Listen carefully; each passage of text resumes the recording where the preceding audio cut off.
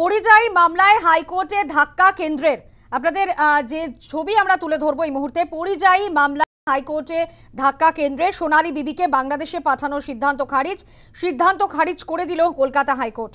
4 সপ্তাহের মধ্যে ফিরিয়ে আনার নির্দেশ বিচারপতি তপব্রত চক্রবর্তী ডিভিশন বেঞ্চের। সোনালী সহ 6 জনকে বাংলাদেশে পাঠানো হয়েছিল।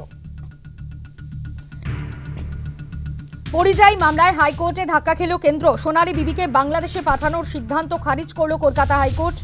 4 সপ্তাহের মধ্যে ফিরিয়ে আনার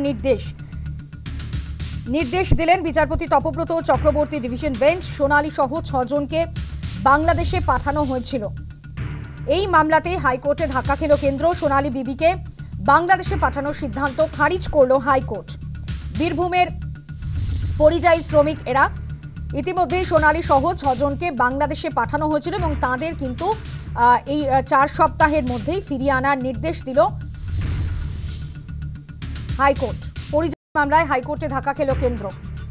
সোনালী বিবিকে বাংলাদেশে পাঠানোর সিদ্ধান্ত খারিজ করে দিল কলকাতা হাইকোর্ট। এরা প্রত্যেকেই বীরভূমের পরিযায়ী শ্রমিক। ইতিমধ্যেই 4 সপ্তাহের মধ্যে তাদেরকে ফিরিয়ে আনতে হবে, এমনটাই নির্দেশ দেওয়া হলো বিচারপতি তপব্রত চক্রবর্তীর ডিভিশন বেঞ্চের তরফে।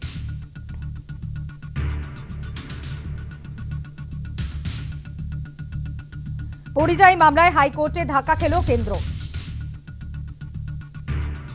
আমরা কথা বলবো, আমাদের সঙ্গে টেলিফোন লাইনে রয়েছেন আমাদের প্রতিনিধি প্রিয়াঙ্কা ভৌমিক।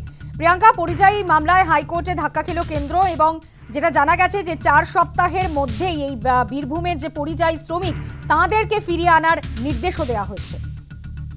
একেবারে দেখো, তুমি জানো যে সোনালী বিবি সহ 6 জনকে যাদের বাংলাদেশে নির্দেশিত করা হয়েছে তাদের সেই নিয়ে কিন্তু মামলা হয়েছিল কলকাতা হাইকোর্টে, এবং সেখানে কলকাতা হাইকোর্ট নির্দেশ দিয়েছে বিচারপতি তপব্রত চক্রবর্তী এবং বিচারপতি ঋতব্রত কুমার মিত্র ডিভিশন বেঞ্চ নির্দেশ দিয়েছে যে 4 সপ্তাহের মধ্যে দেশে ফিরিয়ে আনতে হবে। পাশাপাশি সোনালী বিবিকে বাংলাদেশে পাঠানোর সিদ্ধান্ত কিন্তু খারিজ করেছে কলকাতা হাইকোর্ট, এবং কেন্দ্রের সিদ্ধান্ত খারিজ করার পাশাপাশি এই সিদ্ধান্তকে একেবারে অনৈতিক বলা হয়েছে কলকাতা হাইকোর্টের তরফ থেকে, এবং 4 সপ্তাহের মধ্যে ফিরিয়ে আনার নির্দেশ যেমন দিয়েছে এবং কলকাতা হাইকোর্টের এই নির্দেশ আপাতত মুলতবি করার কিন্তু আবেদন করেছিল কিন্তু, এবং সেই আবেদনও কিন্তু অর্থাৎ কেন্দ্রের সেই আবেদনে নাকচ করে দেয় কলকাতা হাইকোর্ট, এবং শেষ পর্যন্ত সোনালী সহ কিন্তু যে 6 জনকে বাংলাদেশে পাঠানো হয়েছে তাদেরকে ফিরিয়ে আনার কথা বলা হয়েছে কলকাতা হাইকোর্টের তরফ থেকে।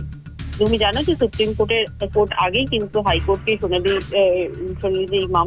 বিবির এই মামলায় অগ্রাধিকারের ভিত্তিতে শুনানির নির্দেশ দিয়েছিল, এবং সেই নির্দেশ অনুযায়ী কিন্তু আজকে শুনানি ছিল, এবং সেখানে দেখা গেল যে একেবারে কলকাতা হাইকোর্টের তরফ থেকে 4 সপ্তাহের মধ্যে দেশে ফিরিয়ে আনতে হবে এমনটা নির্দেশ দেওয়া হলো।